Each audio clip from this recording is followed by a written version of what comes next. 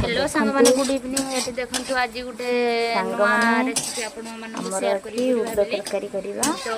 एटा बहुत दिन परे खाइबा पाई मते बहुत भल लागे एटा बहुत दिन परे आज हम घरे तयारी करबी देखो आंध्रा उल्लो पुणी गुटे नुआ आलू इए झिली खाइबा पाई एटा खाइ हुएनी भाबिली कोन सेटा को वीडियोटा को लास्ट पर्यंत देखिबे सांग माने तो भर्ता बनेबी टमाटर देकी देखिबे आपण एना उल्लोटा री आंध्रा उल्लो हेले भी एटा देखंतु फुटण आउ सुखिला लंका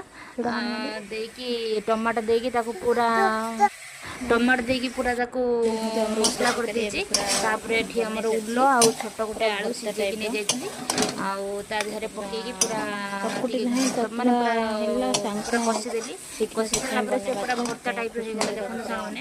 एठी उल्लो छोट गोटे आलू ता सहित पूरा उल्लो रे पूरा भर्ता टमाटर देकी पूरा नुआई रे खाली उल्लो गले माने कुंडे हुए बोली से पे टमाटर देकी कर दे माने निश्चित थोड़े ट्राई करी